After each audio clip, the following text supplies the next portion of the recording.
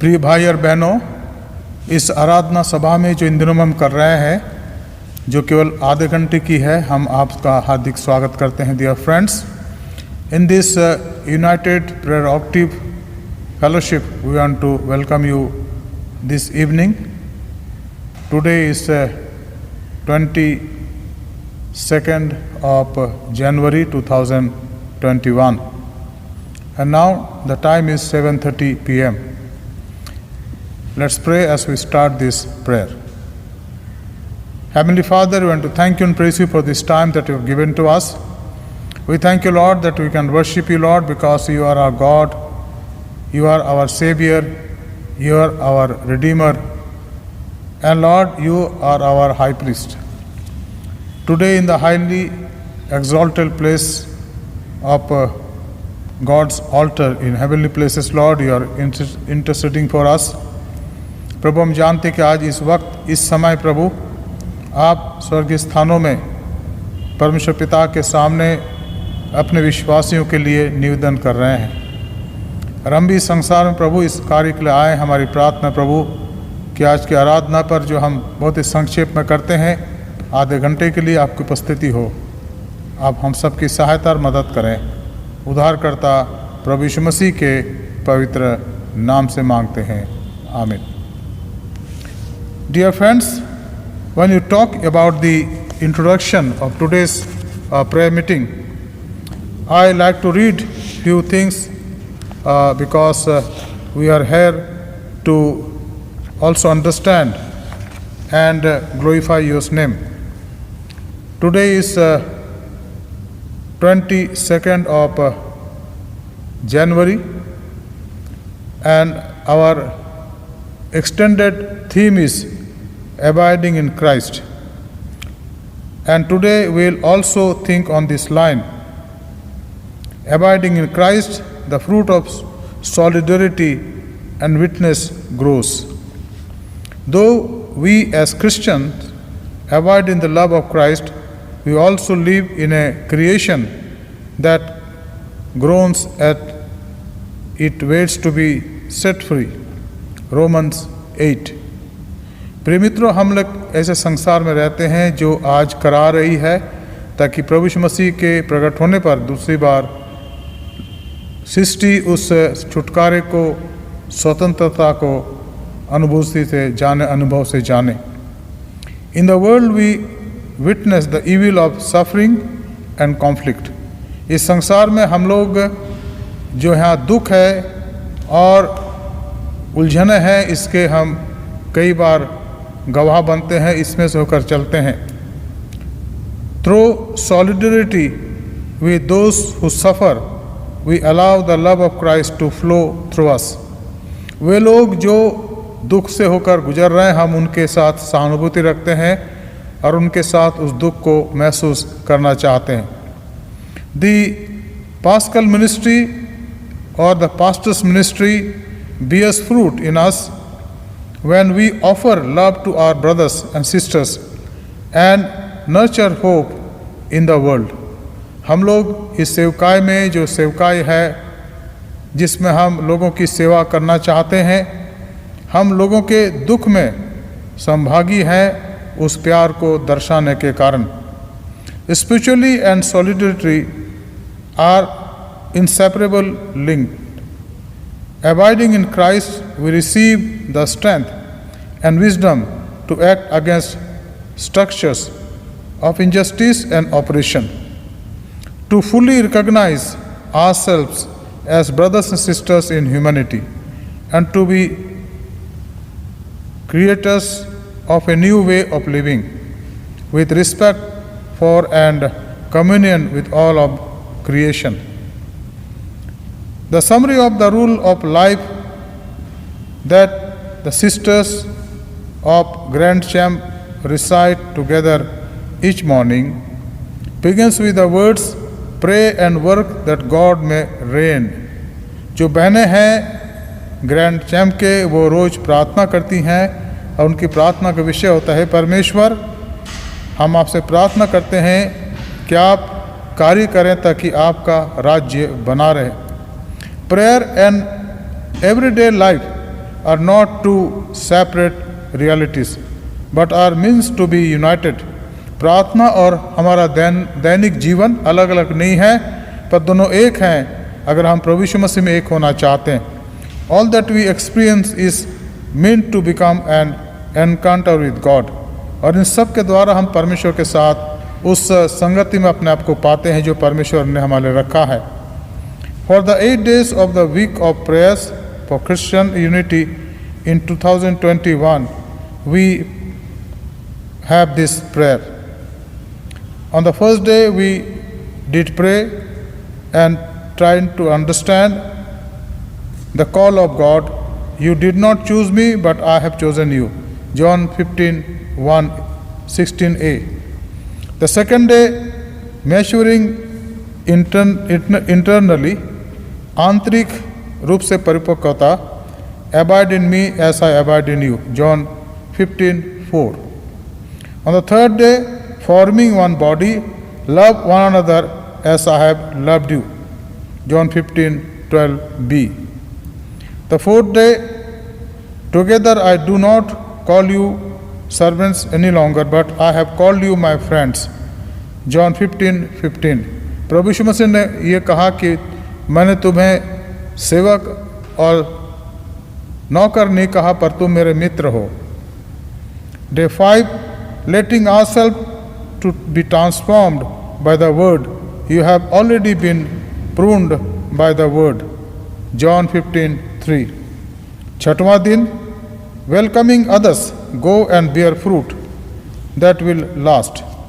जो छठवीं बात है वह है कि हम प्रभु यीशु मसीह के द्वारा भेजे जाते तक कि हम फल लाएं और हमारा फल बना रहे. यूहन्ना 15:16b. और सातवां है, growing in unity. I am the vine and you are the branches. John 15:5a. तीन बातों को याद रखते हुए इस समय हम प्रार्थना में चलेंगे और मैं सोचता हूं कि जब हम इन बातों पर गौर करते हैं तो परमेश्वर की आशीष हम पर रहेगी. आज हम खास प्रार्थना करेंगे हमारे देश के उन लोगों के लिए जो मेहनतकश लोग हैं, जो साइंटिस्ट हैं, जो शिक्षक या शिक्षिकाएं हैं, जो हमारे देश के उन फैक्ट्रीज में कार्य करते हैं जहाँ के प्रोडक्ट हमारे पास पहुँचाए जाते हैं. हम उनके लिए प्रार्थना करें जो अपने जीवन में बहुत ज़्यादा मेहनत करते हैं, जो गाड़ी चलाने वाले हैं, चाहे वो कार के द्वारा, बस के द्वारा, टेम्पो के द्वारा, या ट्रेन चलाते हैं, या फ्लाइट चलाते हैं, या पायलट हैं. हम उनके लिए प्रार्थना करें प्रभु का अनुग्रह उन पर हो और वो इन दिनों में जबकि ये कोविड-19 का समय है वो सुरक्षित रहें. हम प्रार्थना करें आज की इस आराधना के लिए प्रभु हम सबको आशीष दें, हमारी मदद करें. आइए हम प्रार्थना करें. Let us pray as we come to the Lord in all humility.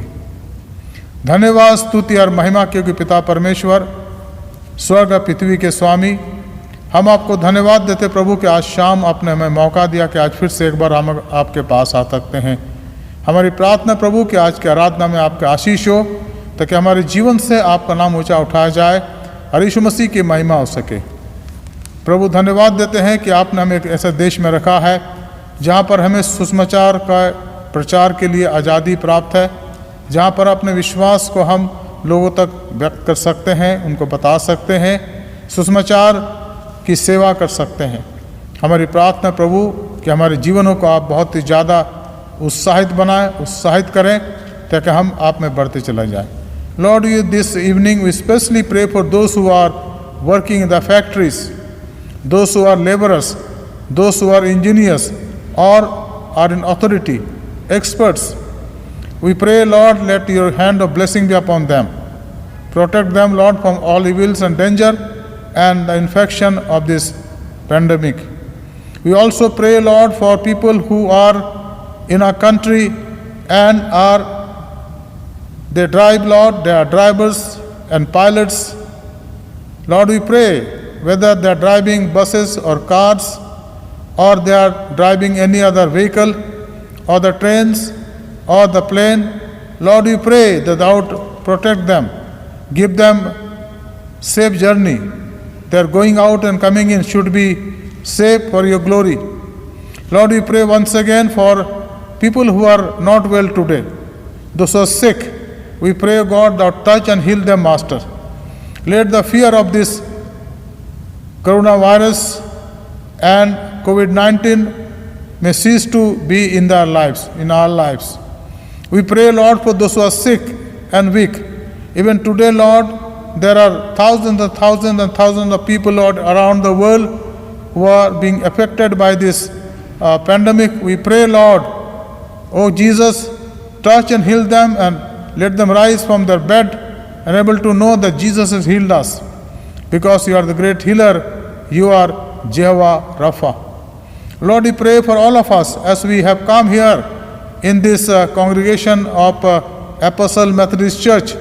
Lord, we pray, let your grace be upon us so that our worship and praying together may bring glory, honor into your name. Heavenly, we pray for all of us, Lord, each family of this blessed congregation of Apostle Methodist Church.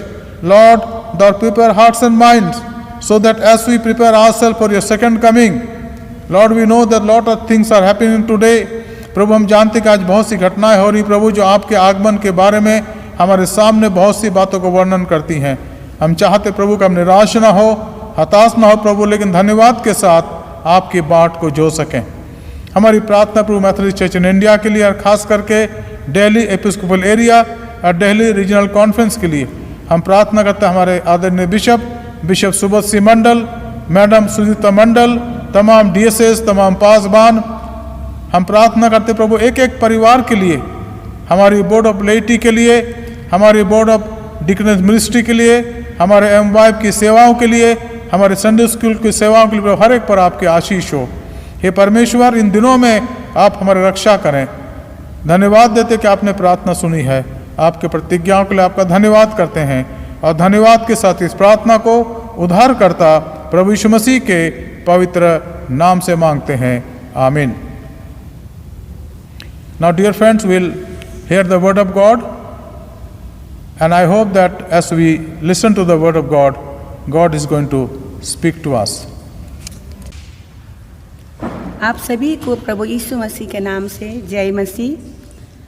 आज के इस पवित्र पाठ हमने मत्ती रचित सुसमाचार 5 अध्याय के 1 से लेके 12 तक लिया गया है। यीशु का पहाड़ी उपदेश। वो इस भीड़ को देखकर पहाड़ पर चढ़ गया और जब बैठ गया तो उसके चेलों उसके पास आए और वो अपना मुंह खोलकर उन्हें यह उपदेश देने लगा, धन्य है वो जो मन के दीन है, क्योंकि स्वर्ग का राज्य उन्हीं का है। धन्य है वो जो शोक करते हैं, क्योंकि वो शांति पाएंगे। धन्य है वो जो नम्र है, क्योंकि वो पृथ्वी के अधिकारी होंगे। धन्य है वो जो धार्मिकता के भूखे और प्यासे हैं, क्योंकि वो तृप्त किए जाएंगे। धन्य है वो जो दयावंत है, क्योंकि उन पर दया की जाएंगी। धन्य है वो जो जिनकी मन शुद्ध है, क्योंकि वो परमेश्वर को देखेंगे। धन्य है वो जो मेल कराने वाला है, क्योंकि वो परमेश्वर के पुत्र कहलाएंगे। धन्य है वो जो धार्मिकता के कारण सताए जाते हैं, क्योंकि स्वर्ग का राज्य उन्हीं का है। धन्य है जो तुम जब मनुष्य मेरे कारण तुम्हारी निंदा करेंगे और सताएंगे और झूठ बोल बोल कर तुम्हारे विरोध में सब प्रकार की बुरी बातें कहें, तब आनंदित और मगन होना, क्योंकि तुम्हारे लिए स्वर्ग में बड़ा फल है, इसलिए कि उन्होंने उन भविष्यवक्ताओं को जो तुमसे पहले थे इसी रीति से सताया था। आमीन। आज के इस पवित्र पाठ पढ़ने और सुनने के लिए प्रभु का धन्यवाद। आइए हम गीत गाएं। ये गाना इंग्लिश में है, गीत नंबर 187 इंग्लिश में। Let us sing hymn in English, number in English hymn book number 187। गीत नंबर इंग्लिश में 187, 187।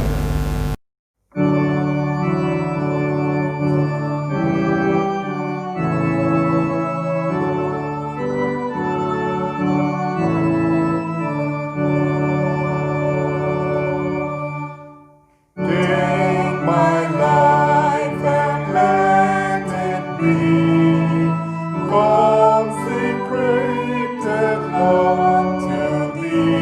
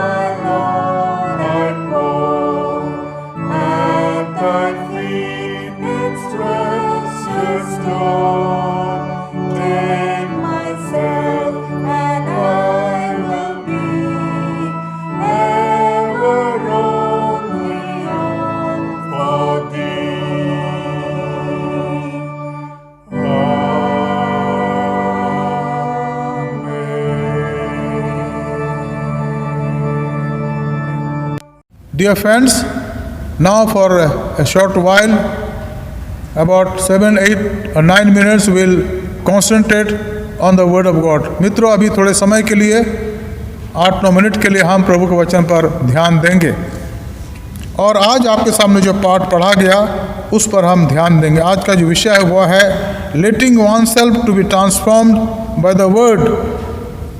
अपने आप को वचन के द्वारा हमें बदलने की आवश्यकता है। और आज जो पढ़ा गया, आज जो विषय है वह है यूहन्ना 15:3 पर, जहाँ यीशु मसीह कहते हैं you have already been proved by the word.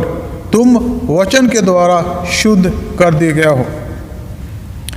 The word of God is very close to us. It is a blessing and a promise of happiness. ईश्वर का वचन हमारे बहुत निकट है और ईश्वर की प्रतिज्ञा है हमारे जीवन में आनंदित रहने के लिए। If we open our hearts, God speaks to us and patiently transform that which is dying in us. परमेश्वर के सामने जब अपने आप को खोलते हैं तो वह हमें परिवर्तित करता है और हमारे जीवन के उन बातों को जो मृतप्राय हो गए हैं हमें वह जीवित बना देता है। He removes that which prevents the growth of real life, just as the wine grower prunes the vine. प्रभु हमारे जीवन को छांटता है और काटता है ताकि हम और फलें। Regularly meditating on a biblical text alone or in a group changes our outlook. जब हम एक ग्रुप में होकर के या व्यक्तिगत रूप से वचन को पढ़ते हैं तो उससे हमारे अंदर परिवर्तन आता है। Many Christians pray the Beatitudes every day. आज बहुत से लोग धन्यवादियों को जो मत्ती उसके 5 अध्याय में रोज पढ़ते हैं ताकि उनके जीवन में परिवर्तन आ जाए। The Beatitudes reveal to us a happiness that is hidden in that which is unfulfilled, a happiness that lies beyond suffering. कभी कभी हम उन धन्यवादी को अपने जीवन में पाना तो चाहते हैं, लेकिन उसके लिए हमें अपने आप को तैयार करने की आवश्यकता है। As they discover the wellspring hidden within their inner landscape, the hunger for justice and the thirst to engage with others for a world of peace growth in them. और जब हम इन बातों को अपने जीवन में रख करके सोचते हैं, इन पर ध्यान देते हैं और यह हमारे जीवन के द्वारा संसार में फैलने लगती है। We are constantly called to renew our commitment to life, though our thoughts and actions. There are times when we already taste here and now the blessing that will be fulfilled at the end of time. यहाँ पर एक प्रार्थना है जिसको मैं पढ़ना चाहूँगा, ध्यान से सुनिए मेहरबानी से। Pray and work that God may reign throughout your day. Let the word of God breathe life into work and rest. Maintain inner silence in all things, so as to dwell in Christ. Be filled with the spirit of the Beatitudes, joy, simplicity, and mercy. May the Lord bless us as we have heard this word, though very short in nature, but this has a message for us. And the gist of this is, when we abide in Christ, we bear fruit. जब यीशु मसीह में बने रहते हैं तो हम फलवंतित होते हैं और हमारा फल बना रहता है। आइए हम प्रार्थना करें। Let us pray.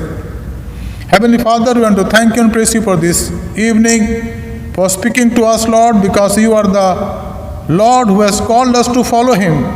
And Lord, we know that without listening to you, Lord, we cannot follow you. And without following you, Lord, we cannot bear fruit. And therefore, help us to, Lord, listen to you and to follow you and then bear fruit. And then continue to be faithful to you, Lord, so that many more people who are in our contact may know that you are living God and come to your fold. हम चाहते हैं प्रभु कि हम आपकी सुने, आप में बने रहें ताकि फलवंतित हो और प्रभु हमारे फल आने से जीवन में प्रभु वे लोग जो अंधकार में हैं आपके चरणों में लाए जाएं। आज के सुंदर समय के लिए आपका धन्यवाद करते हैं। हमारे धन्यवाद को स्वीकार करें। हमारे उद्धारकर्ता प्रभु यीशु मसीह के पवित्र नाम से मांगते हैं, आमीन। Let us have the benediction. अब हमारे खुदा यीशु मसीह का फजल, खुदा बाप की मोहब्बत, रूहुल कुद्दुस की इफ़ाक़त शिराकत हमें सारे के साथ इस समय और हमेशा तक होती रहे। आमीन।